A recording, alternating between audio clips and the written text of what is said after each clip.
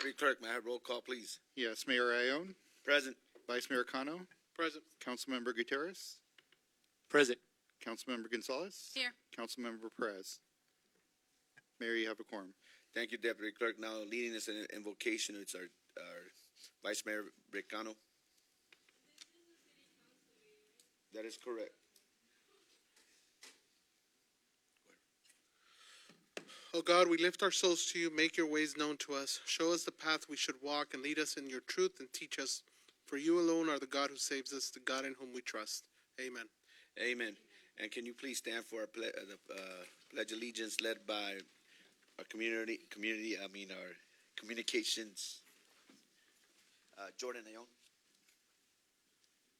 Salute, pledge. I pledge allegiance to the flag of the United States of America and to the republic for which it stands, one nation, under God, indivisible, for liberty and justice for all. Thank you. May I have a motion to approve agenda as to form? Motion by Councilmember Gonzalez, second by Councilmember Gutierrez. Deputy Clerk, may I have a roll call, please? Mayor Ione, Aye. Vice Mayor Cano, Aye. Councilmember Gutierrez, Aye. Councilmember Gonzalez, Aye. Councilmember Perez. Motion passes. Thank you. Now moving on to departmental reports. Item 1, Police Facility Project Update, presentation by Public Works Director and Dewberry Project Architect, Mr. Yerlis.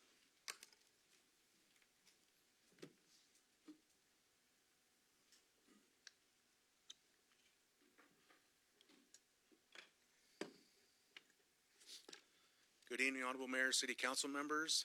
Wanted to put together a little presentation and bring the folks from Dewberry, since we've been working on this PD design for quite some time now.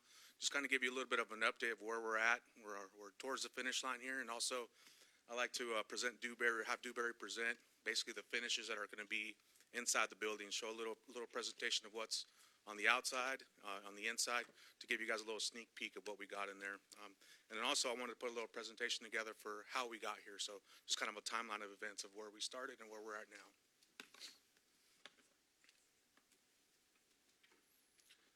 So first, how we got here. So initially we started with the conceptual design. This phase started before my time here, so I can't speak too much on it, but nonetheless, we'll go ahead and touch on some details of what that conceptual design entailed. Second is a request for qualifications. When city staff put out the request for qualifications to get qualified architects to submit and respond to it. Also, architecture firms for firm interviews. Architecture team selection, which we selected Dewberry Architects. And also the design phase, which we started with the schematic design, moved on to design development, construction drawings, and now we're at the bidding document phase. So we're getting those documents put together. We want to put those documents and the construction drawings out to bid, hopefully by October or mid-October. So starting off first with the conceptual design. So as you can see, this is some of the images from the conceptual design that we received from Red Architects, I believe the firm's name was. So what we did on this phase, we analyzed the current PD facility needs, projected growth, and then draw the conceptual building and floor plans, including the site plan layout. So as you can see, I'll be touching on some of the features that we had here in the conceptual design and why they worked and why they didn't work. Mostly on the reasons why we felt that they didn't work. So challenges with the conceptual design. So as you can see, it's a pretty fancy building they drew. You know, there's no denying that it was a really good design. It looked nice. The only thing is, the biggest factor is the cost. So the exterior design was too costly. The frontage facade of all 4 sides. So basically we were designing a building that was being looked at from all 4 angles, installing those improvements on all the 4 sides of the building. So that just equates to money. What we wanted to do is simplify the design, the exterior design, still have a beautiful building, but not compromise on the beautification of the building, but also reduce the amount of finishes on every side of the building, because that just equates to more money. Too many pop-outs. Just being a construction guy myself, it means more money. It's less efficient when you're building, so that obviously equates to the price increasing. Square of the building means reducing the cost of the building. Proposed square footage and office space exceeded the need factor. I know there's needs and wants. We analyzed some office spaces, some areas where we could cut down some of the square footage in the building to still have a functional building, but also cut down or trim off any extra square footage that we didn't need. The amount of parking showed exceeded the need factor as well. Floor plan layout, too many ins and outs. Straight hallways are less costly and more efficient during construction phase.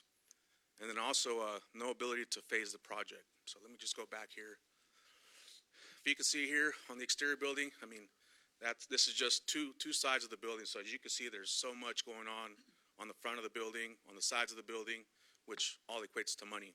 If you look at the floor plan there, I know it's kind of small, but you got a lot of ins and outs, a lot of turns, no straight hallways, which typically that equates to a lot of coordination issues while the course of construction.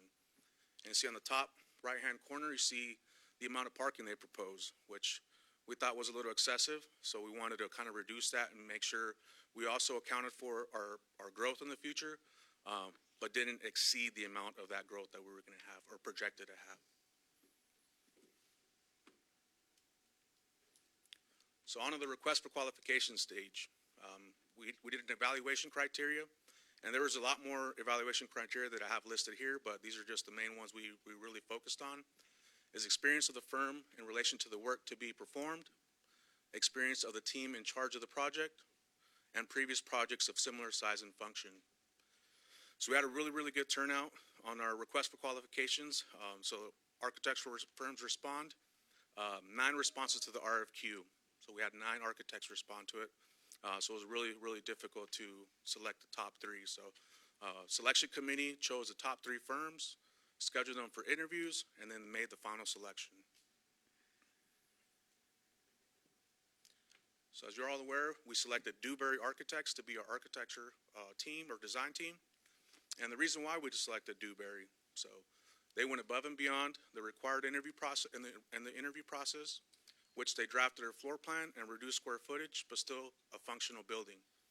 Presented a rendering of potential buildings with reduced cost, presented an option for phased approach, and also their subject matter expert. So they're designing police facilities all across the nation. In their RFQ, they showed examples and references of PD buildings that they've done across the nation. And their subject matter expert, any questions you asked him, he was Johnny on the spot with responding and giving us any information we needed on PD buildings. So just to touch a little bit on the design now with Dewberry. So we went with a metal building in lieu of traditional building, adjusted the facade to focus on the front to reduce cost but maintain a beautiful building. We went with the phased approach design, a clean split for phase 2. Removed building pop-outs or squared the building, straightened floor plans to have straight hallways, reduced square footage of offices. We were joking around with the police chief during design where one of the reductions of the square footage we did was reduce the chief's office, but aside from the other ones we reduced. But we were just talking to him and say, hey, we want to get this building done. We got to make cuts wherever we can and still have a functional building. So as you can see there, on phase 1, we have the building that has all the offices, community room. There's a fitness room in the upper left-hand corner that will be used as a property storage room. Any property needs to get booked in. So that's going to be, initially it's not going to be a fitness center. It's going to be a storage room for any evidence that the police department brings in. On phase 2, that will be converted back to a fitness center when the other property room gets built out, which will be built out on phase 2. So phase 2 will include the holding cells, sally port, which it'll be a clean split. So we could have phase 1 completed and constructed, and a clean split to be able to build in on phase 2, just to be able to give us a little bit more opportunity to get some additional funding to complete the project. So just as a comparison, we got the site plan on our left-hand side, existing site plan that Dewberry has constructed. The first big square, you got phase 1, and the other smaller square is the phase 2. And you could obviously see the huge amount of reduction of parking spaces that we felt like was excessive, and we didn't need that much parking. So as you can see on the site plan on the right-hand side, there was really no way how they had the conceptual plan to split this up, split this building up in phases. There was no, the way it was laid out on the floor plan, there was no clean split and still maintain a functional building. So that's what Dewberry came in and helped us do, and that's the way we're approaching it now. We're going to put this building out to bid, request cost for phase 1, including the site work, and depending on where that cost comes, put out to bid for phase 2 once funding is available. And that's it for my portion. I don't want to steal Dewberry's shine here, so I'll let them come up and present a little bit of the interior for you guys.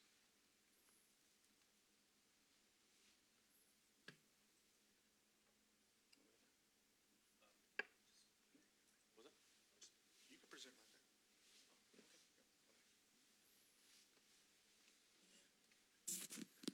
Hello, everyone. My name is G, project architect for this project from Dewberry, and we have my colleague Dino and Janice here today too. So I'm really impressed. I think you did a good job on presenting the plans, and seems like you did a much better job than me sometimes.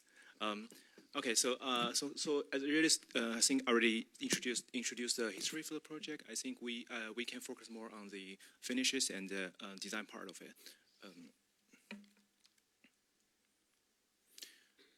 Yeah, a little bit of the project overview is that we started the project from the needing for the new facility for our police department, knowing that the current facility is a little bit comparatively outdated, and we have a staff needed in the next 5 to 10 years.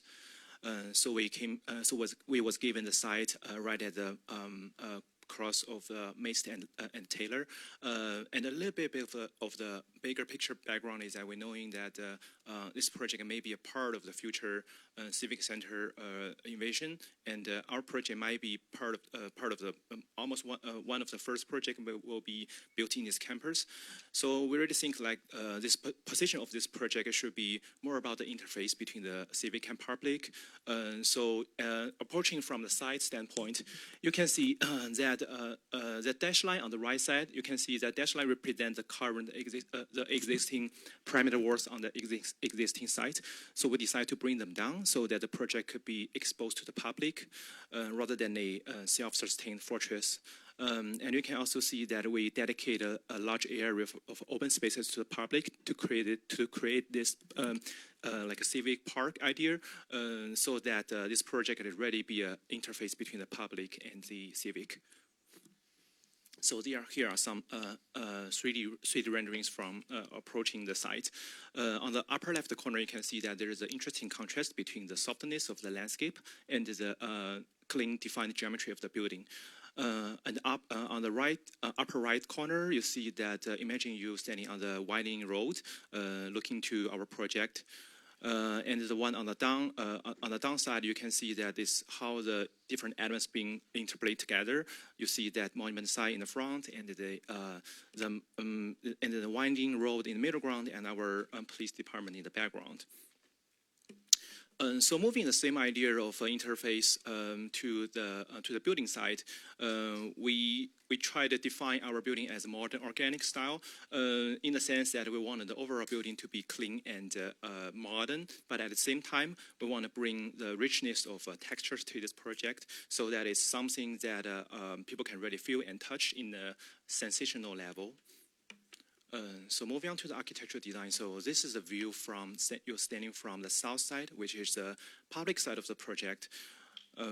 So you can see that we really simplified down the material palette from as you can see that the previous architect used many, as you know, like from a palette of too many materials, we just simplified down to majorly like 3 materials. You can see that, so one of the most important feature of the building design here, you can see the strong language of the roofscape.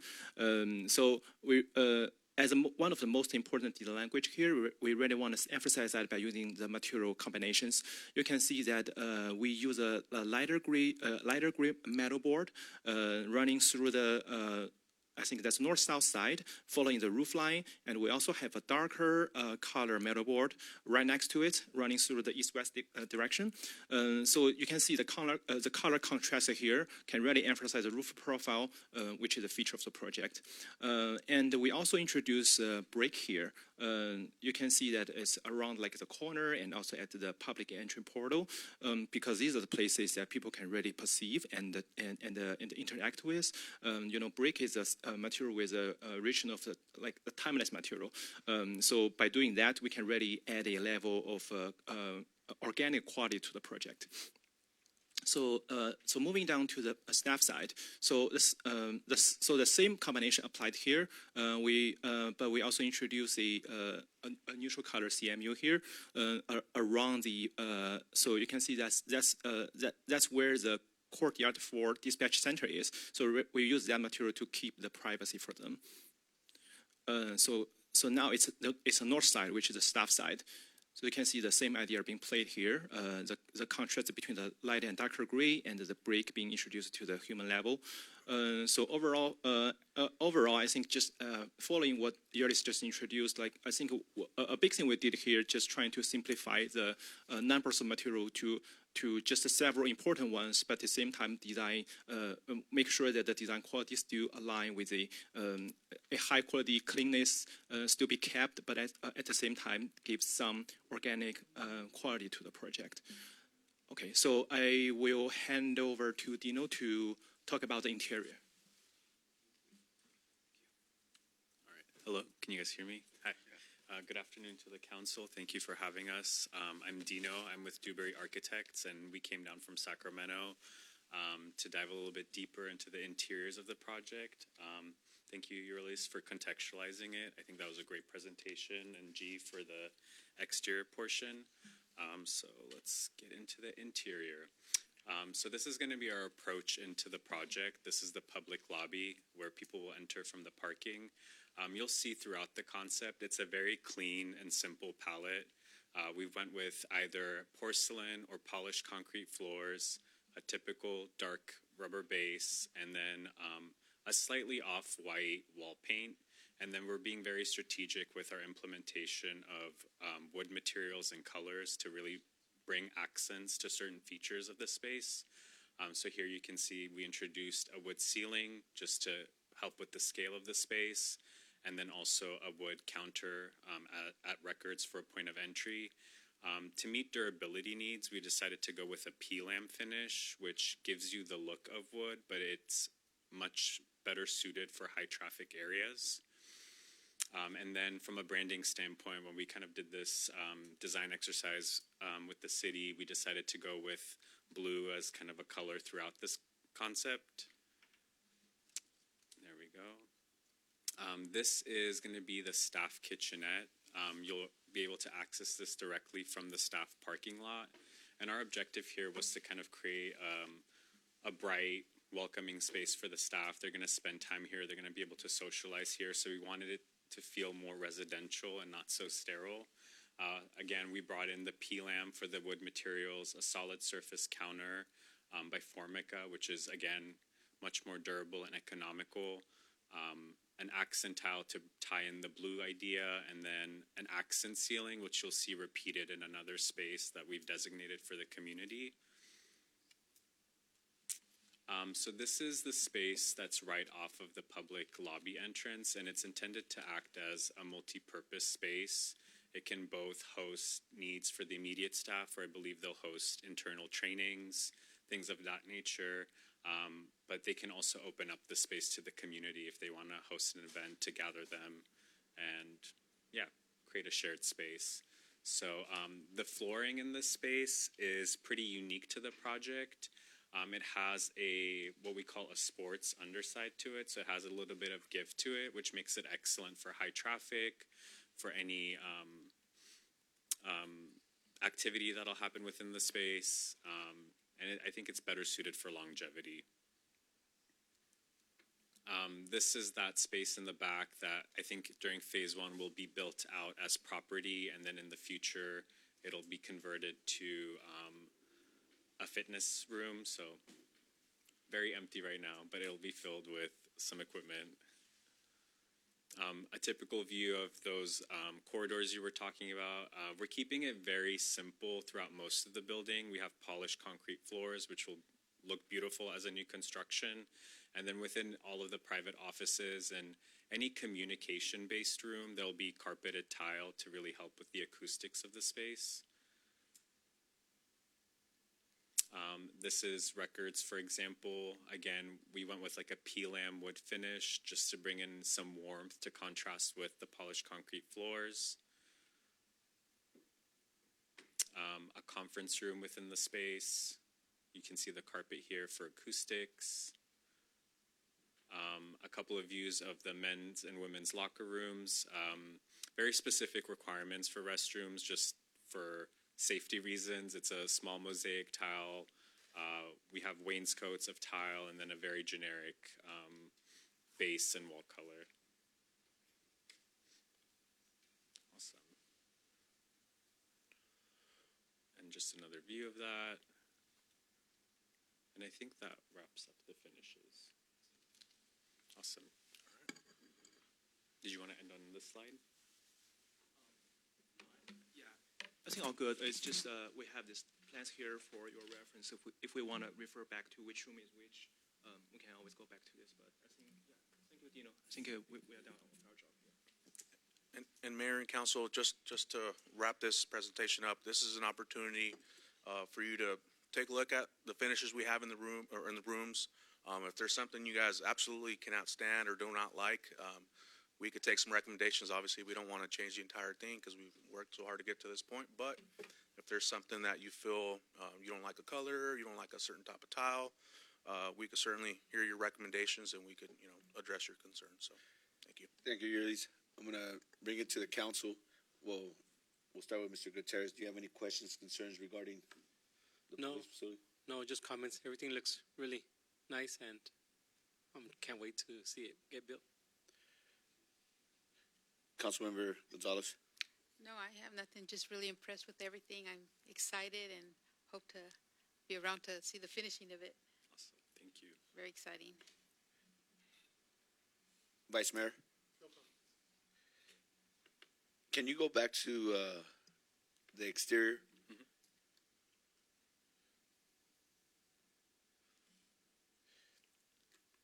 Regarding the grass, is there any way, what would be the cost to change the grass to artificial so it's not a maintenance and future problem depending on the water situation with the state? Yeah, I think that's a very fair point. I think we can certainly look into it from a landscaping standpoint. There is a preliminary package that's been put together in terms of trees, planting, etc. But if maintenance is an area of concern, I think that can definitely be incorporated. We get some costs for you, Mayor. Yeah. Okay, good deal. And then the other first phase, what's the acreage that's going to take up when we're done with the first phase and the second phase? Does anybody know? Sure. Sorry, what's the question again? You mean the size of it, right? The increase? I think I remember the building itself, the gross area for the phase one build, the two phases together should be around 15,600 square foot with two phases together.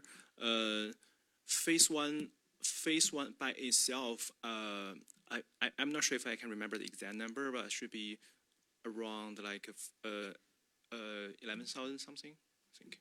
The what? 11,000. Oh, no, but I'm talking about acres. The size of the lot. The size of the lot with parking, how much is it going to take up? I understand we're going in phases, but I want to see how much is it going to. Mayor, so I have 115,035 square feet. The building itself is 14,962 feet. So the total area of the entire property on Maston Taylor Avenue is a total of 572,000 square feet. So we'll have plenty more space there to build any more city facilities in that area. So it's, at the corner right there, right, of Mast and Taylor. Yeah. Looking about a square there. Okay. The last question is, obviously, maybe you're the designers and the architects, but one reason we went with Dewberry is because they said they were going to get us some potential funding in grants since you're based out of Sacramento. I want you to relay that message. We're still waiting.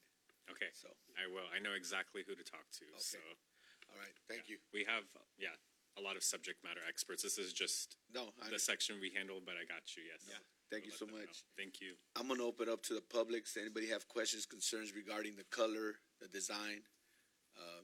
Questions, concerns, complaints, compliments?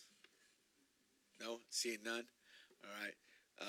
Council, this is, besides those adjustments, making sure that you're good with it because it's final pieces.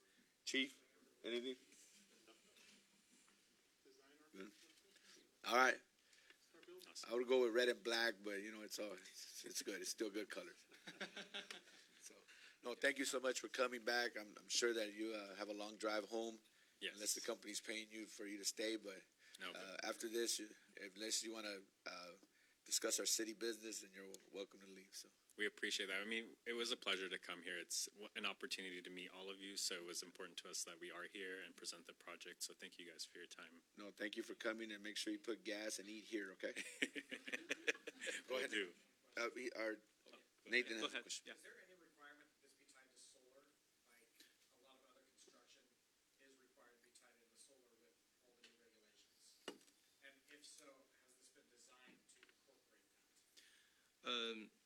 I think, remember, I think we briefly discussed that we may want to install solar panels on the north side of the parking lot, but it may be like a future plan. But I think for the current situation, that's not.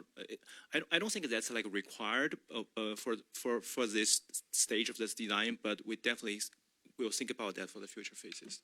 So to answer your question, Nathan, we are running spare conduits to areas where we plan to put carports, which will be able to accept solar in the future.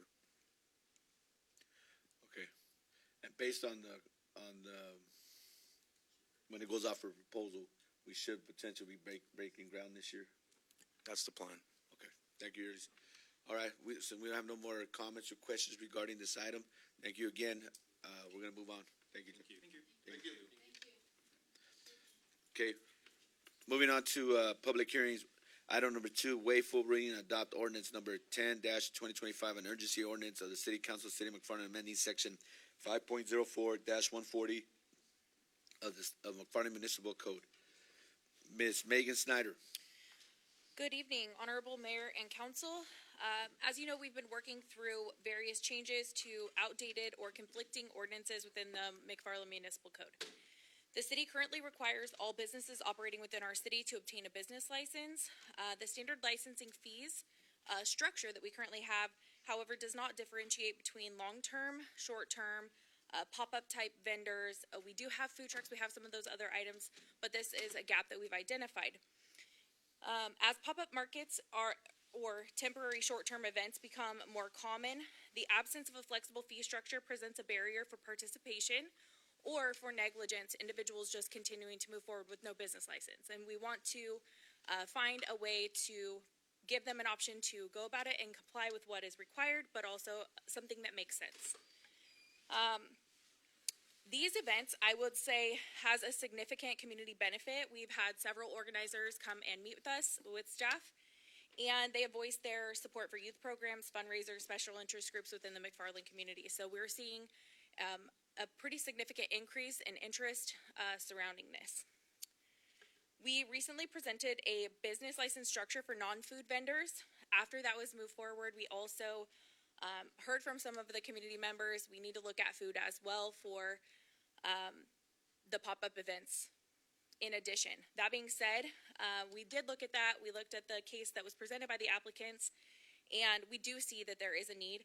There are individuals that do food that are in a lower threshold. They're not going to generate a lot of funds. Maybe they're making lemonade. They have different things that are not high enough to substantiate the costs associated with the food vending within the city, so we did want to move it forward. By us encouraging pop-up vendors and lowering the barrier for entry, it brings different entrepreneurs in. And we've talked about McFarland is open for business, but we want to continue to support that where we can and do anything we can to bring the community together. One thing I want to highlight is that we will continue to require all pop-up markets to go through the temporary use permit process. That also has conditions of approval for compliance. We will continue to maintain compliance with the McFarland Police Community Events Security Policy as well as our municipal code. and all necessary requirements to keep the community safe, but with also regulations that make sense. This new business license category would only be applicable to vendors participating in permitted pop-up events. It would not apply to standalone or unpermitted street vending. The ordinance modification is introduced in an urgency basis in this format, which is not characteristically something that we do, but we did want to move it forward as we know we have events. And as you know, unregulated vending poses a significant threat to health, so we wanted to move this forward on an urgent basis, but also make sense with what we're doing for long-term objectives as well. So kind of meeting the needs, but also with intent, with my time in mind. So I'm open if you have any questions. Okay. I'm going to open up to the public. Anybody want to questions, concerns regarding this ordinance? Seeing none, I'm going to bring it back to the council. We'll start with Councilmember Gonzalez. You have any questions regarding this this ordinance? No, I have no questions. I think it's just a good idea. I mean, it opens an opportunity for a lot of people to be a part of this event. Thank you. Councilmember Gutierrez? No questions. I agree with Councilmember Gonzalez. We just needed this. Vice Mayor Cano? No comment. No questions, just, there's gotta be regulations. There's never been regulations here, and people understand that the city can be put in that position to be liable regardless of what they say, that nothing's ever happened here before, and we don't want that to occur without having the proper, security measures. But I think it is reasonable for those vendors that sell a small amount of food or crafts to give them the ability to sell and get their business out there. So, no, thank you, Megan, for speeding up this and getting it done. So, do I have a motion Motion. to approve? Motion by Vice Mayor Cano, second by Councilmember Gonzalez. Deputy Clerk, may I have a roll call, please? Yes, Mayor Ione, Aye. Vice Mayor Cano, Aye. Councilmember Gutierrez, Aye. Councilmember Gonzalez, Aye. Councilmember Perez. Motion passes. Thank you, Deputy Clerk. Now, moving on to administrative agenda, item number 3, approval of resolution number 2025-130, a resolution of the City Council of the City of McFarland authorizing city manager to sign a professional service agreement with Self-Help Enterprises for loan portfolio management. Melissa. Good evening, Honorable Mayor and members of council. Tonight I am presenting to you guys the agreements that we would like to sign on Self-Help Enterprises. Historically, the city administered various housing and community development loan programs. These projects encompass improving housing conditions, expand affordable housing opportunities, and providing financial assistance to qualifying residents.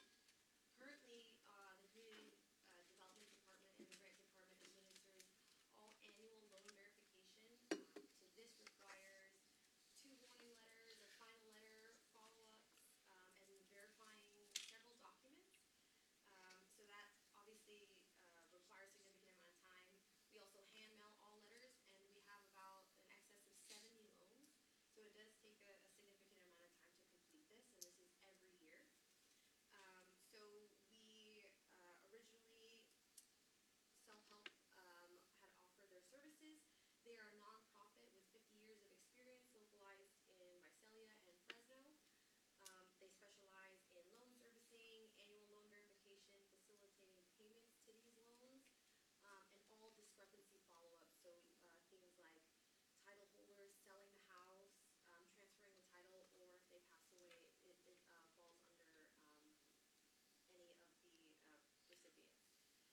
So utilizing Self-Help for the portfolio management will ensure regulatory compliance with state and federal requirements, improve loan servicing efficiency. This includes the billing portion, the monitoring portion, and the reporting, because we do have to report to CalHome, HCD, HUD, several federal and state agencies. We also, or Self-Help will also provide borrowers with accessible customer service. So I was originally the only one taking calls, answering questions. So that takes me a little bit away from applying to grants and putting together applications, that type of thing.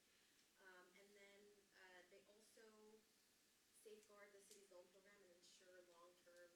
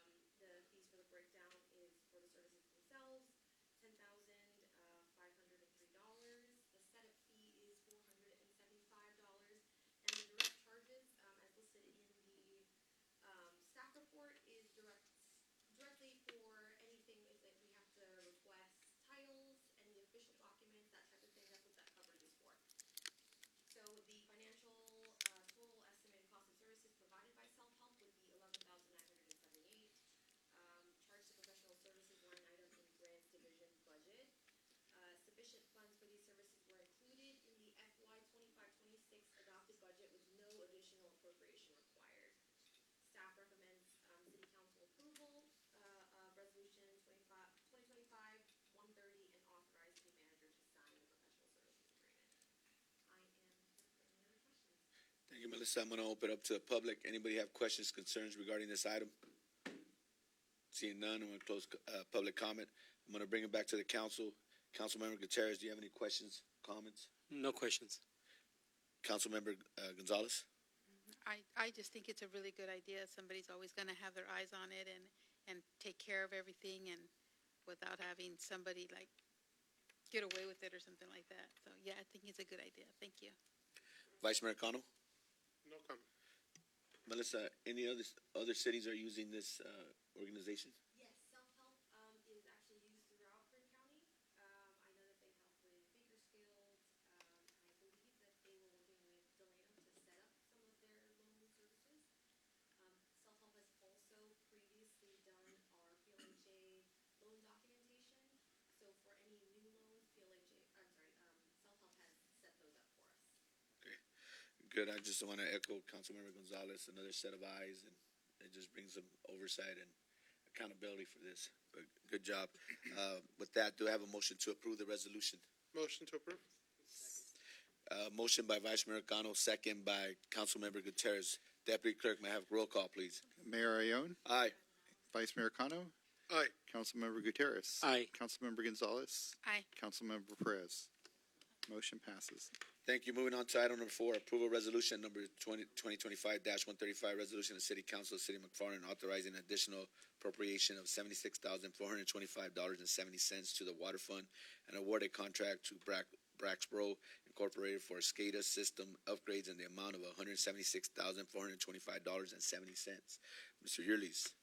Mayor, City Council, the City of McFarland's Public Works Department is committed to upholding the City Council's priority of sustainable infrastructure. One of the top priorities of the department is to upgrade the water department's SCADA system. The city's water infrastructure is controlled by SCADA, which stands for Supervisory Control and Data Acquisition. SCADA is a computer-based system for gathering and analyzing real-time data to monitor and control equipment that deals with critical and time-sensitive events. All water infrastructure in the city is meant to run fully automated through the control of SCADA and its various components. Unfortunately, the city's SCADA system is outdated and obsolete. With our existing SCADA system and components being obsolete, the water operators are unable to quickly respond to emergencies and make adjustments from remote locations. This requires water operators to have to respond to the emergency in person to make adjustments at the Public Works office. This drastically reduces water operator response time. Also, with our SCADA components being obsolete, if any component were to fail, the city would be at a great risk of having to buy a used piece of equipment to replace it, since they are not produced or supported in the home.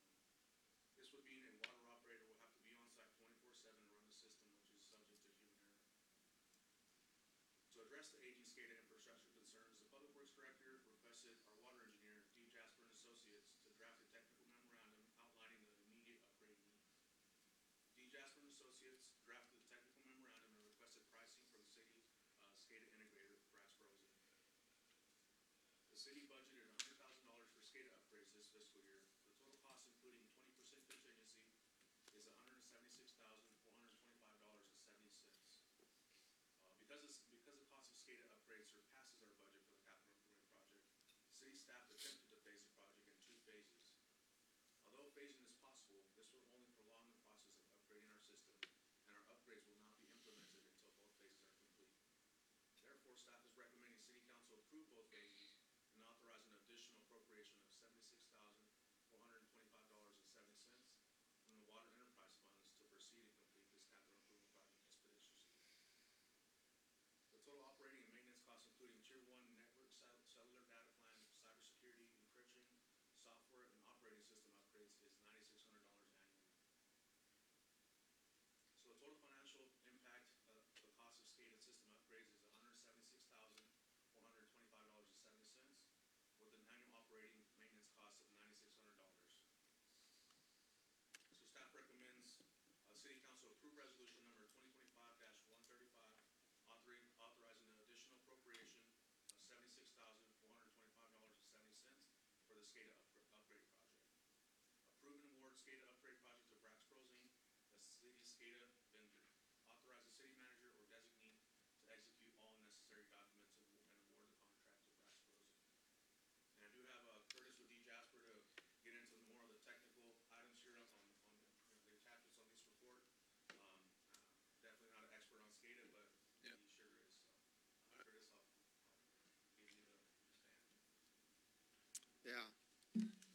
evening, Honorable Mayor, council members. Yearless, that was a great introduction to this. You've pretty much covered most of it, but just to give you an idea of the upgrades that are being proposed, there's about 5 general upgrades and then 2 site-specific. And so those general upgrades, the first one has to do with adding a perspective module to the SCADA system software. You utilize ignition software. Adding the perspective module would allow the water staff operators to be able to remote into well sites from mobile devices, phones, laptops, things like that, to be able to see alarms and respond to them immediately. The second general upgrade would be cell communication with each of the well sites and the storage tank site. So it would use a cell comm communication rather than a radio link, which you currently use. The cell obviously is much more reliable nowadays with cell towers just about everywhere. It also allows for better cybersecurity to eliminate hacking and things like that they can do to get into the water system. So that would protect you better there. Also upgrades at the City Public Works office with the new computer and PLC. The PLC there that is at the current site is obsolete. But by putting new hardware there for the computer system, it would allow the SCADA system to be separated from the city office IT network. So the SCADA system then would be on its own IT network with a dedicated firewall. So it'll be better protected and better serviced by the technician, Braxbro, the integrator. The other upgrades, the general upgrades, would be improvements to the SCADA programming and screens to bring them up to date for the operators, and then bring all of the new individual well sites and tank sites into the new perspective module, so that the operators can utilize that. The 2 site-specific issues that we have are obsolete equipment at the storage tank site. So the PLC there doesn't work, and to replace it, we can't replace it with a similar type of equipment. So it would be a new PLC there with the associated programming so that the city can operate the storage tank facility automatically rather than manually, how they're doing it right now.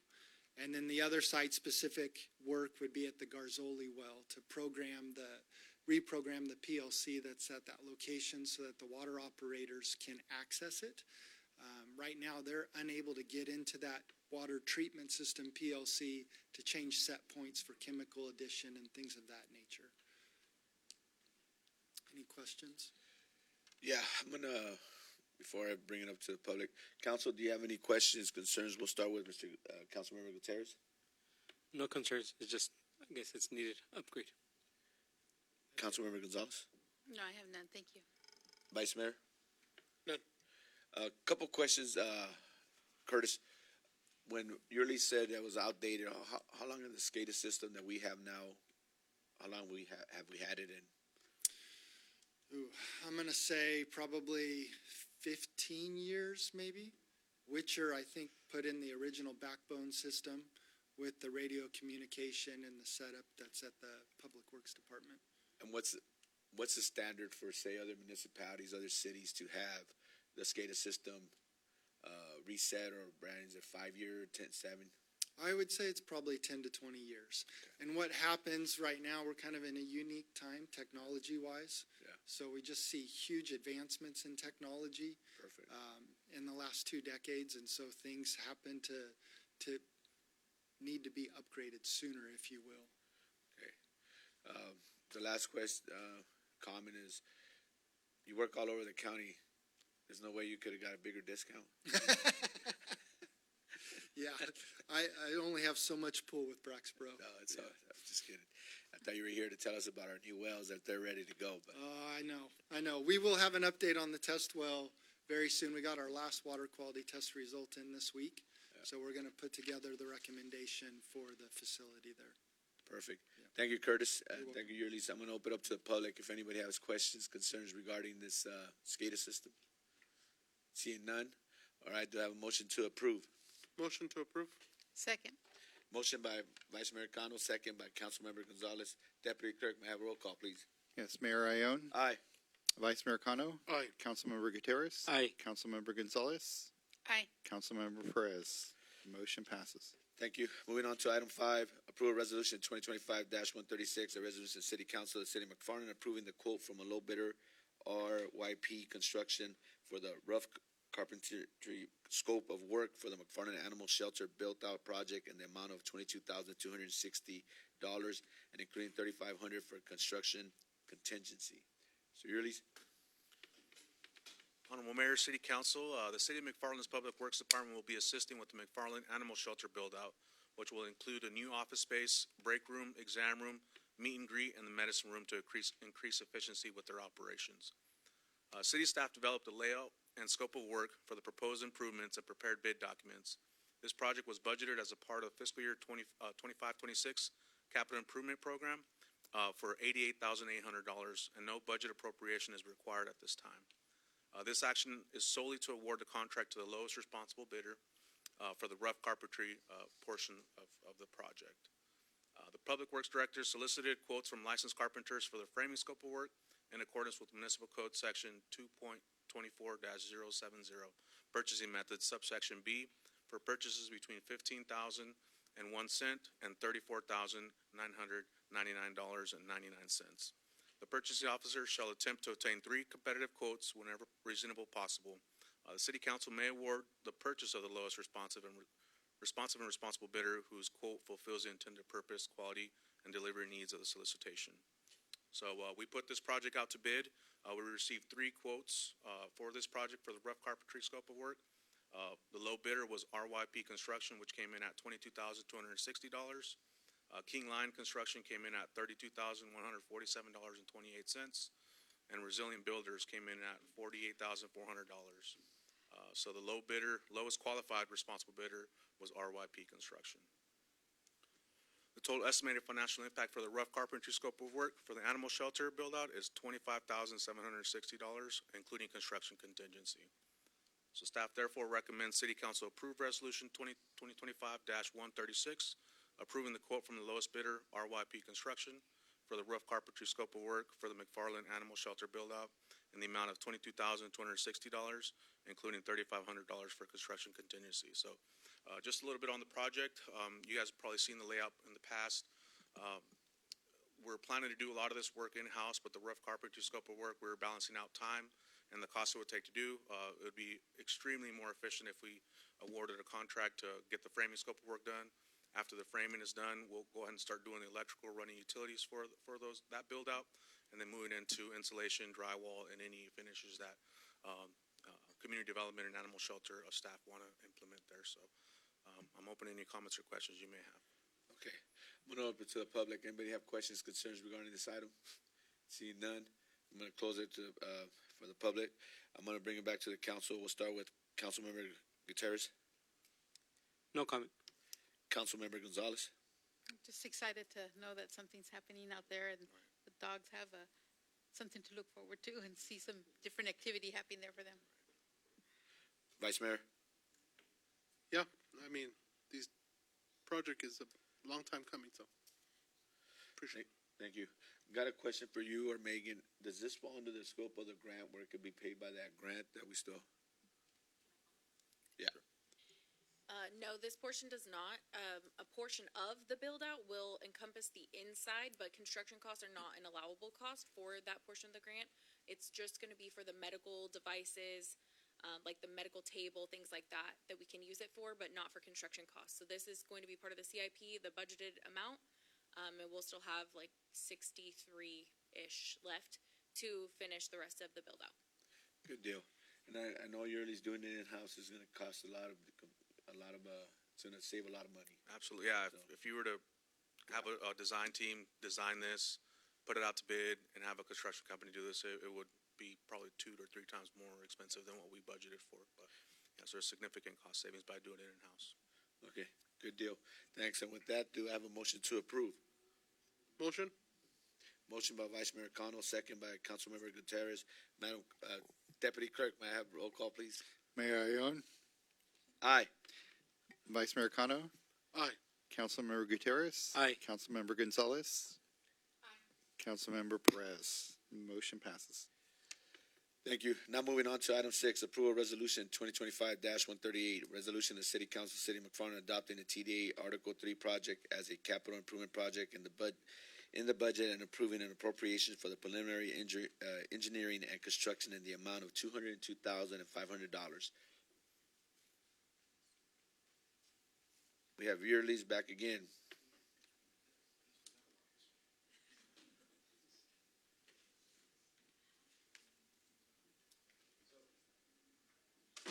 Honorable Mayor, City Council members, this TDA Article 3 project is one that we responded to for Kern Ave. They requested a call for projects. This is a project that you could request sidewalk or pedestrian improvements or bicycle facility improvements. Obviously, if you're driving around town or walking around town, you could realize that there's quite a bit of missing sidewalk in areas. So we decided to submit a project for the TDA Article 3. This is a no-match grant, so we got the good news that we got awarded this grant. So this staff report here is just requesting approval to be able to incorporate the project as a CIP in the budget. Like I mentioned, there's no financial impact of this project. It's a $202,000 award to be able to replace some sidewalks. So that project is currently in design, but we want to have some money allocated there so we could start billing for the design portion, but this would obviously be refunded by the grant. So this is with this resolution. I'm open to any comments or questions you may have. Okay, I'm going to open up to the public. Anybody have questions, concerns regarding some potential sidewalks being fixed? Seeing none, I'm going to bring it back to the council. Councilmember Gutierrez? No, just great that the grant is going to cover it. Thank you. Vice Mayor Cano? Is this going to be for sidewalks where there are no sidewalks type of? Correct. So yeah, when we did an audit, or sidewalk audit throughout the city, I know there's some sidewalks that are kind of in rough shape or lifted up a little bit. So to be able to stretch our dollars a little bit, we want to infill the areas that don't have any sidewalk. That way we're not spending most of our grant monies on demoing sidewalk as opposed to just infilling the sidewalk where there's no sidewalk existing, where, you know, some areas just have dirt, you know, kids probably walk in the street instead of walking on the dirt to not get their shoes dirty or whatever the reason may be. But just want to make sure we have a good path for students to walk or pedestrians to walk to school. So it's just infilling areas where there's no sidewalks currently. Yeah, for that safety for our kids that are walking to school. You're correct. All right, thank you. Thank you. No, thank you. Speaking of the current COG employees, there's a lot of projects coming up, so the funding should be there as long as we're shovel ready, and we're gonna have a lot of construction going on for the next couple of years. But with that, do I have a motion to approve this resolution? Motion to approve. Motion by Vice Mayor Cano, second by Council Member Gutierrez. Deputy Clerk, I have roll call, please. Mayor Arreola? Aye. Vice Mayor Cano? Aye. Councilmember Gutierrez? Aye. Councilmember Gonzalez? Aye. Councilmember Perez? Motion passes. Thank you. Moving on to item 7, approve resolution 2025-137, resolution of City Council of the City of McFarland authorizing a budget adjustment to the general fund in the amount of $42,805 to cover sales tax and penalties for out-of-state police vehicle purchases. Who's I am. Oh. you're like Batman, you know what I mean? Like, Sneaky. Yeah. I'm looking at Chief Knox. All right. Honorable Mayor and City Council, before you today is a resolution. Over the past 3 years, McFarland Police Department is in the process of rebuilding our fleet. It's aging and many vehicles needed repair.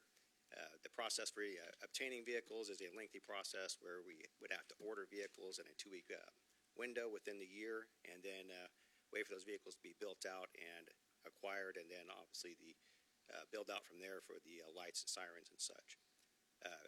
We found Phil Long Ford in Denver, Colorado, who keeps a ready stock of patrol vehicles, and we started acquiring vehicles from Phil Long Ford. Following the acquisition of the vehicles, we placed the vehicles into service. However, due to staffing transitions, the vehicle registration process was delayed. As a result, the required California sales taxes were not remitted at the time of purchase. Penalties were subsequently accrued. The total amount owed to the state of California Department of Motor Vehicles is $42,805. To resolve this matter and ensure continued compliance, staff recommends a budget adjustment to appropriate $42,805 to the general fund, from the general fund to the police department budget to cover these costs. Fiscal impact is $42,805.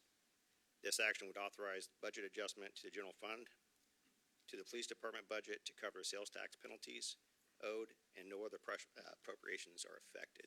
Staff recommends the allocation of the $42,805, and I'm available for any questions or comments. Okay, thank you, Chief. I'm going to open up to the public. Anybody have questions, concerns regarding this item?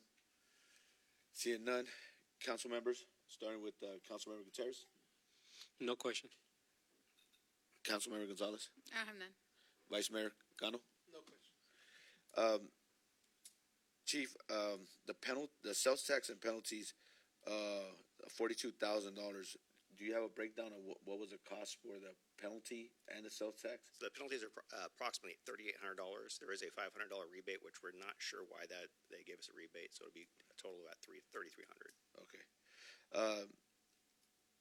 I knew I was aware of this, where you're able to find these vehicles in another state and stuff. Obviously, we can't do anything about, the sales tax. Sales tax comes, but $4,200 or $3,800 is still a amount of money. But I think from now on, if department heads, since we have a lot of projects going on, and then the transition, I think we don't have a fleet manager like other bigger agencies. I think if you're going to purchase a vehicle and you're the department head, you'll be responsible for those vehicles and going forward. Does that make any sense? Therefore, if your department, you're responsible for getting it done. And then, Diego, where does it come back to as far as the record retention and all that stuff? Back to you. Yeah, once we receive the title or final registration, then that'll go back to Serena. She'll keep record of it just for insurance and risk management purposes.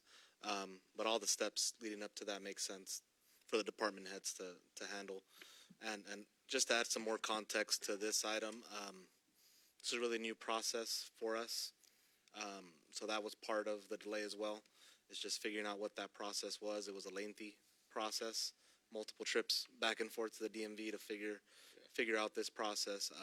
So that's what led to some of these delays as well. And also additional context, just the total vehicles. We're talking, this is 9 vehicles and our command post. So a total of 10 registrations that those penalties were assessed on. So about $400 per unit. Oh, no, it's still a good deal, Chief. Good job on getting those vehicles, and we know how hard it is because everybody's trying to get new vehicles.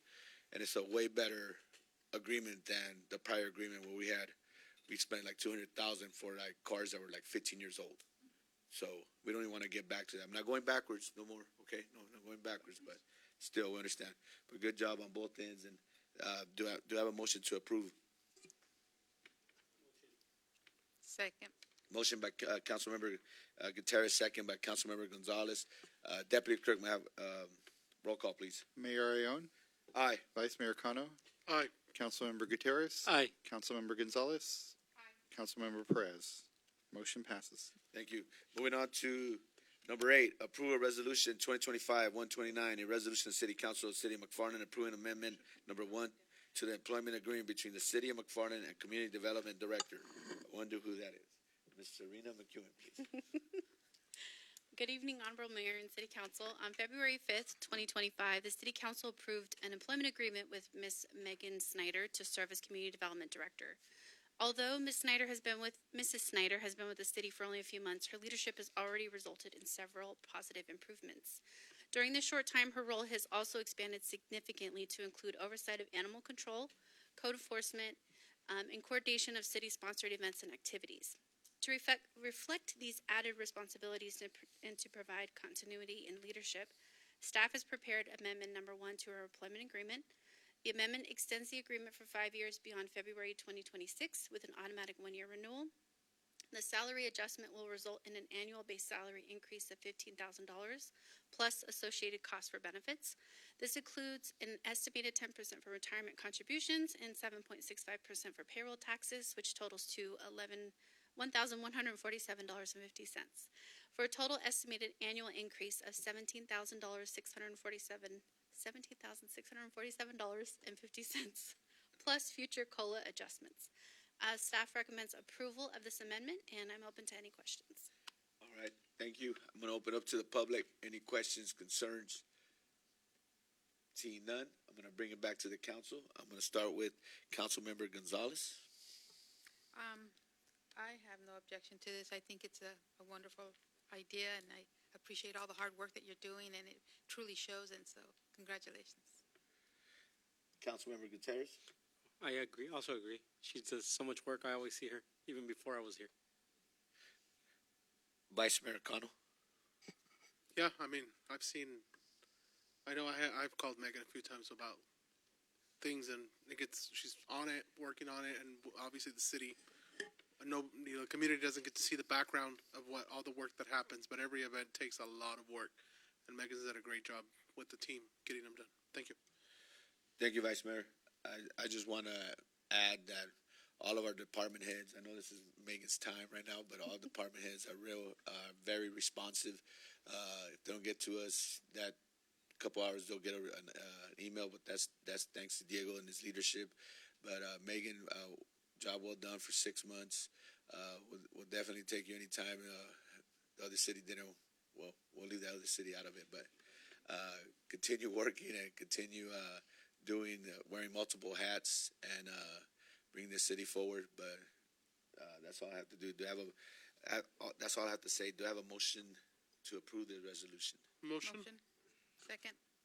Motion by Vice Mayor Cano, second by Councilmember Gonzalez. Deputy Clerk, may I have roll call, please? Yes, Mayor Ione. Aye. Vice Mayor Cano. Aye. Councilmember Gutierrez. Aye. Councilmember Gonzalez. Aye. Councilmember Perez. Motion passes. I totally kind of jumped the gun, but I'm going to come back since I'm going to see if Ms. Snyder, do you have any comments to say? I didn't get. So. I really appreciate the feedback. The podium. Oh, you're gonna make me do this. All right. I'm going to get these students up by the end of the meeting. One of them. Good evening. Again, I really appreciate it. There are no words to explain how much it means to me. I will tell you, I voiced my concerns to Serena and Diego both of what my history was and the experience that I had previously. There is a lot of work that goes into it, but there's a lot of heart as well. I have the absolute best team, and I couldn't tell you in words how much I appreciate the belief in me, in my work, and in my team. The best is yet to come. I always heard, we make jokes that only in McFarland, and usually those are like a pig running through the neighborhood or livestock in a residential, but only in McFarland do, the Disney champions can come from anywhere. We really are making new marks, moving things forward faster than we ever have. We've been able to go after more grants. I'm sorry, Melissa, I know we've lost a lot of sleep. We've done more in this time than I thought would be possible, but it really does take a team, and I have the absolute best, and I truly appreciate your belief in me and the extension, the commitment both ways. I think that we have a lot of great things to come for our future, so thank you so much. I really appreciate it. Awesome. Thank you, Megan. Appreciate it. Okay, now moving on to public comment. Members of the public wishing to address the council about any items not on the agenda may do so at this time.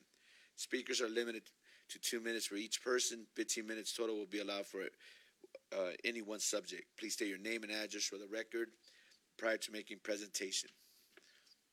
Do we have anybody for public comment? Are we sure? Did one of your teachers tell you to come to city council meeting? You could discuss anything you want, but just don't talk about the mayor bad, okay? That's Are you sure? This is extra credit points. You come up with public comment.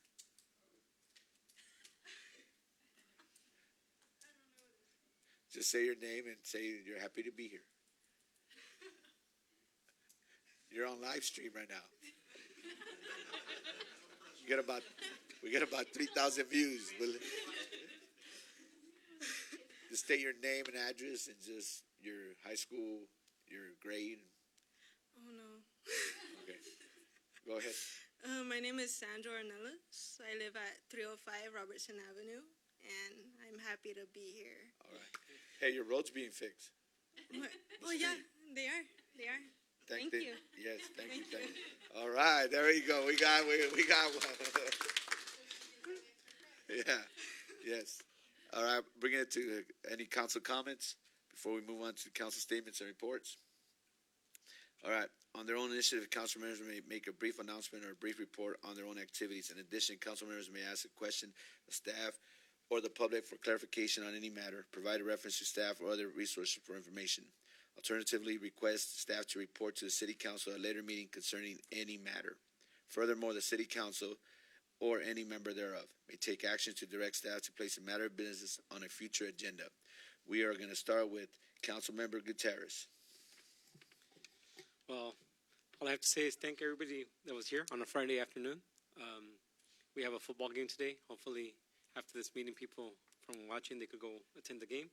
And I also want to thank the department heads. I continue to see every month the growth and how the city's running so smoothly. But other than that, thank you to my fellow council members too, that they're doing a great job and they're leading me in the right direction. Thank you. Thank you, Councilmember Gutierrez. Councilmember Gonzalez. Well, thank you, students, for attending this meeting.